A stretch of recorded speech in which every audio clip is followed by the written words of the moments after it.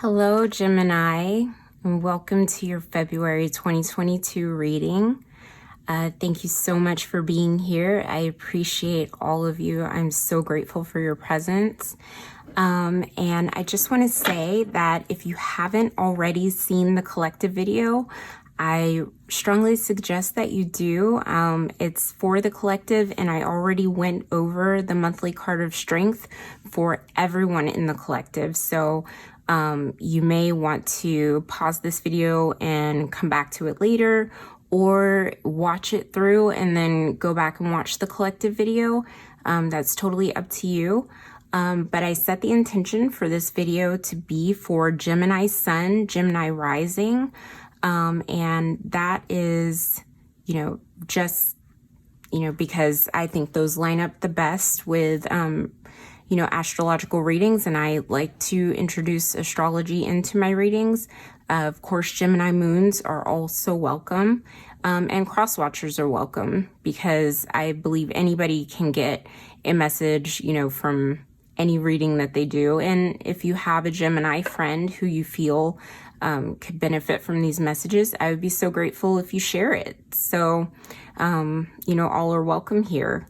And I really do appreciate that. So what we're going to do is we're going to zoom in on strength for the sign of Gemini and see, where the focus is coming in, for, strength as the collective card. But we're going to take it and look at what card is kind of what aspect of strength is Gemini specifically going to be working with for the month of February. So let's hop right in, okay?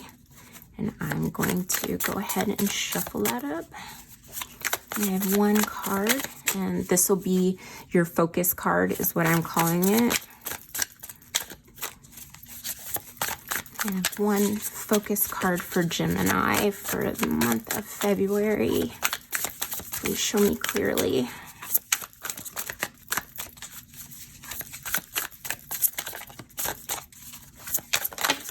Okay, here we go. Let's see what we got. Okay, the High Priestess. Beautiful. Okay, so strength in the High Priestess.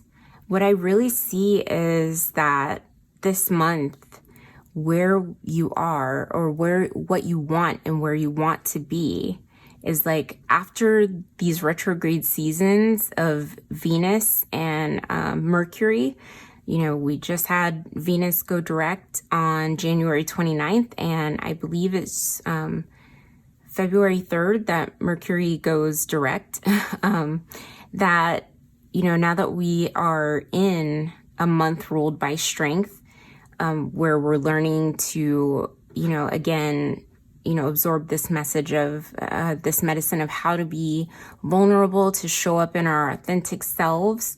How can we intuitively, do that? Like, how can we connect with our higher self and kind of let them direct us to authentically, live in our day-to-day lives, so that it's not like, it's almost like I get that feeling of, Gemini is a dual sign. So it's like they can deal with a lot of imposter syndrome, and, it's how can I direct myself or my higher self kind of get in the driver's seat of the car, and I show up authentically without having to work too hard at it, if that makes sense. And not like in a lazy way. I hate the word lazy, but not in a way where it's like you're not working at it at all, but it's like, you're connected to your inner high priestess who is saying or giving you messages of like, yes, this is a good time to, show this aspect of yourself, or you might want to not necessarily, wear a mask, but you might want to pull back and hold this back, but not in a way that covers over your authentic self. You know what I mean? So it's like in being through that whole process of really digesting the medicine of these retrograde periods, which were for Gemini. Capricorn is your 8th house, and that deals with really things that are hidden. So that really lines up with High Priestess, because that can be, energy that's really mysterious. 8th house rules a lot of things. It rules things that are hidden. It rules the occult. It rules finances. There's so many things there, but it's a very Scorpio house. So it's like, how can I allow like the hidden realms or, my higher spirit, guide to kind of direct this energy to, show up authentically daily, and make this kind of like a moving prayer, if you will, like in a daily ritual, a daily practice of getting better and fortifying this every day. So now what we're going to do is we're going to pull a grounding oracle card that will give us a little bit more information about how these two energies want to merge for you this month. So I'm going to grab the oracle deck. Let's see what comes out. And I'll have all of these, the decks that I'm working with below. So if you have any questions about which ones I'm working with, I will put them down below.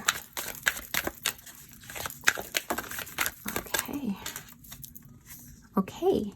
House Finch, know your song. Okay. So that really lines up with what I was talking about with the High Priestess. It's like, she knows, like your inner High Priestess, she doesn't have to ask anybody. She is, the embodiment of your intuition, always at work, always sending you messages. And, it's like, almost like she might be, literally, I'm hearing the message that she might be connecting with you through songs. Like, so you might want to pay extra attention to, like, if you hear a song or if there is a song that like pops into your head, it might be a message for you. It might be a way that your High Priestess is communicating to you this month, messages of strength, of how to move through that energy and let it guide you in a way that, is in alignment, that allows you to practice that, if you feel like you need a little bit more guidance. So let's look at some tarot cards, and we're going to look at where you are at the start of February. So can I please have one card that represents Gemini at the start of the month? Okay, so we have Ace of Pentacles in reverse. Okay, so this to me, just, any ace is a gift. And it might be that we really received some tokens of wisdom over these retrograde periods, and we're trying to integrate them to kind of know our song, know ourselves. Like, I think of, know your song as like, know your signature, your frequency, your sound. It's like, everybody has a unique fingerprint. And I really see that as being, something that maybe Gemini was really processing in that 8th house, 9th house energy. Like Aquarius is your 9th house, Venus, Capricorn is your 8th house. So you had those retrogrades working in signs that, both had to do with very spiritual lessons, because the 9th house is very spiritual too. A lot of people assign astrology to the 8th house, but I, in my learning, actually look at it as more of a 9th house thing. So you guys were really integrating a lot of spiritual lessons, a lot of, feelings about, relationships emerging and, really connecting with your higher self. 9th house is the house of God, so it could be higher religion, but it could be just your spirituality in yourself, and there could be some wounding around that where your higher self is really saying, like, your high priestess is coming in to give you messages of healing so that you can move through your life more authentically, know your song. And that is almost like, a gift from the universe. But we have to be paying attention in order to grab that pentacle, that Ace of Pentacles, to plant the seed that will one day grow and bear fruit. Because, we can have aces thrown at us all day, of any suit, but it's up to us to actually grab and harness that energy, right? So what it's saying is, like, at the start of the month, we're really getting those seeds of, like, messages from our high priestess.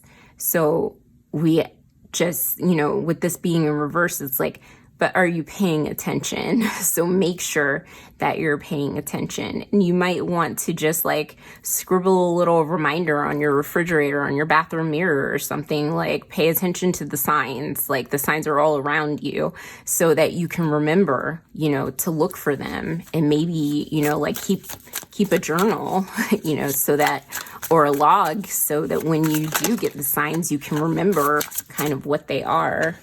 And that was too many cards. So the next card that I'm going to pull for you is a challenge that might arise this month.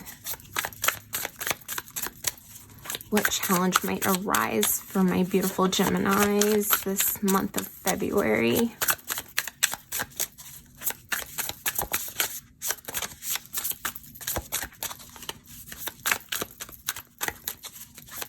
One card for a challenge that might arise for Gemini. Okay.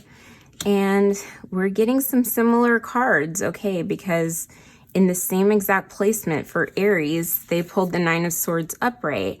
So a challenge could be that you're feeling really stressed out or really anxious about something, or, you're coming out of a period of feeling really anxious and you're kind of still trying to shake that off. And that might be why you're missing some of the signs, if you do. And the Nine of Swords sometimes could be like, we're kind of suppressing our anxiety. We're not paying attention, or we're trying to cover over and pretend that we're okay. Which is also, challenging, because sometimes then that ends up showing up in our body, which, the Suit of Pentacles is, the material world, and it rules the body as well. So, if our high priestess, if strength, is really trying to give us this gift of, showing up authentically, of moving through the world in a way that, feels, more in alignment with ourselves, we might be missing the message, because we're in this state that we may not be able or know how to pull ourselves out of in the Nine of Swords in reverse. And I might get a different message. This is a general reading, so there are, different messages for different people. So like I see either it's like stuffing down these anxious thoughts, and then maybe it's showing up as like, migraines or tension, or, just every day feeling bogged down in your, in your body. But in some way it's like showing up where it's really affecting, your day to day. Or it's that like we're coming out of it, but we're not really, it's taking some time. So take that how it applies. But, I'm still seeing that Nine of Swords energy of like, how do we move through it? How, and this is swords. And, I really look at this as like, know your song is listening. And if we're having a lot of anxious thoughts, it might be hard to hear like what's coming from our high priestess and what is kind of speaking through our anxiety. It's like intuition and anxiety. We might be you know, our own worst enemy, and kind of, you know, and it's not anybody's fault this happens. You know, it's a human experience. We've all been there of, you know, interpreting messages and thinking that it's intuition or our guides speaking to us, but they're not speaking messages of love or protection, or, you know, they're not saying things nicely, which is never something that you have to worry about. Like, that's how you can discern your anxiety from messages that come from your higher self, because it only comes to you and speaks to you through loving truth. So just remember that if you're feeling that, and don't forget, you know, with strength, it's okay to be vulnerable and to reach out if you need to. So, how can Gemini tackle this challenge or take decisive action? Okay, so you guys got 2. You got the 8 of Pentacles and Justice. Okay, so 8 of Pentacles is like, just take things step by step. Don't try to do too many things at one time. Look, you got an ace. That is 1 pentacle. You know, he has several pentacles lined up here, but he's working on 1. Don't try to do too many things at one time. Simplify, because otherwise, Justice, you see how these scales are balanced? You're going to be all out of sorts. But if you stick to this 1 pentacle, like work with one thing, focus on one thing at a time, and maybe one thing for this entire month, you can bring yourself into alignment. Because look, her sword is all beat up. Like, that could be because like each of these swords were at some point plaguing her, you know, and then she's got this sword where she was like, wachoo, battling each one, like trying to knock them away. And that's beautiful. She's being proactive. She's taking care of herself, you know, and she might have, you know, at one point brought in the cavalry to help her out. But she's learning the lesson, you know, hey, take it one day at a time, one thing at a time, brick by brick. So that is really important to remember this month. So I'm going to leave those 2 there. Okay. And where may you be by the end of the month? Let's have 1 card, please, for where Gemini might be at the end of February. 1 card, please show me clearly. And then after that, we're going to pull a couple oracle cards to clarify. Oh, we got a bunch, but I think this one is your card. Okay, the Lovers in reverse. This is a Gemini card. So what I see with the Lovers in reverse is that it's like the Lovers usually deals with seeing, like, it's the sacred mirror. Like, you see aspects of yourself in another person, or, you know, you're relating to other people, you know, or community. But I see this as more of like a solitary energy of like, you're spending more time in connection with self, you know, and not in a way that's like cut off from everybody, but just in a way that's like, you know, I really want to make friends with this high priestess of, you know, who is sending me messages. Like, you got an 11 and you got a 2. These are two cards, because 11 reduces down to a 2. So it's, you know, really about getting in alignment with self, you know, and opening up your intuition. So, you know, that's a gift that the universe is really trying to give you at the beginning of the month, where it's like, okay, we're learning to move through our anxiety and simplify so that we can be in alignment. And then at the end of the month, it's like, maybe I just want to focus more on myself than necessarily bringing other people in, you know, that might be a little bit too much for me right now. And that's good, because Gemini is such a social sign, such a relational sign, that, you know, sometimes they forget to take time out for themselves to just be. So that's a really good, you know, almost like a meditation to take forward with you this month. So I'm going to pull some oracle cards to kind of give us bridges between each of these energies. So the first one I'm going to pull is a personal power oracle. The personal power oracle for where we are at the start of the month and the challenge of the 9 of Swords. Show me clearly, please. Okay. I am knowledge. So see, that's beautiful. Here, look at her. Like, she's really engrossed in study, like, and getting to know, taking on, you know, maybe something new, maybe not. This is a Sagittarius card. Sagittarius really, you know, corresponds with ninth house, which is where Mercury was retrograde for you.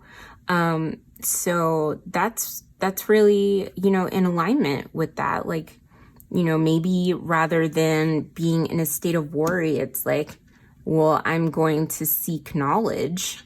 Know your song. I'm going to seek knowledge rather than just let things plague me. And that's really a gift for you this month, where it's like, I'm reaching out, but maybe in a way that's more solitary. It's like you're still getting wisdom, but just in a way where it's like you're seeking it yourself. And the way that it involves others is like experts in a field where you're reading their work or their research, or maybe through just, you know, reading poetry. Poetry is a type of song. Like, your high priestess could speak to you through poetry. You might want to look into that this month. Okay, so let's look at an oracle card that will bridge this Justice, 8 of Pentacles with the 9 of Swords in reverse. Like, how to tackle a challenge. Okay, so you got believe in yourself. You can do this. And Justice, that's definitely like you can get into alignment. You have the power to. Okay, and look at this. This one also was under there. And I believe I pulled this for another sign. Release your assumptions as they are clouding your ability to see clearly. Okay, so that really is corresponding with the 9 of Swords in reverse. And you know what? I usually would not leave it out, but I'm going to go ahead and leave that there because I really think that that's an important message. Because the High Priestess, this 11, this 2 energy is all about clear seeing. And 9 of Swords in reverse, really gumming that up, really clouding your intuition. So, you know, just good thing to keep in mind this month. So this last oracle card is just a message that your inner child might want to convey to you this month. So what does Gemini's inner child want to say? Oh, look at this. You can do hard things. There are many things in this life that we feel we cannot or should not have to do because we must be careful of what we place in these categories, for maturity often lies on the other side. Take time today to think upon the beliefs that might be holding you back. 9 of Swords. Are you putting yourself in a box by what you cannot or should not have to do? You can do hard things. And sometimes, you know, doing hard things is a period of, you know, going it alone, which, you know, Gemini might have a little bit of a hard time with, you know. And that's not completely alone, but just, you know, allowing yourself to be your own authority. You know, Justice, she's holding that skill. She's deciding, you know, what's right for her. So, you know, that is a really good message. And I really hope that this helps you through the month, Gemini. You deserve it. You really deserve to have a good month, to know yourself, to know your song, to connect with your intuition, to, you know, really connect with your wisdom, because you have a lot of knowledge, innate knowledge inside of you. You're ruled by Mercury, so you know that is a message for you. And I really appreciate your time and your presence. Thank you so much for watching this video, for contributing to this community. Please don't forget to like, to share, to subscribe to this channel. I really appreciate your support. Don't forget to hit that notification bell so you don't miss future videos. And make sure, if you haven't already, to go back and check out that collective video. I really think that you'll get some really good information about how to navigate this really wild energy that we're working with this month in February. More messages of strength. So I want to thank you so much. I want to thank your guides and my guides for being here, the collective, angels, archangels, all of that. And I will see you in March. Have a great month, Gemini. Bye.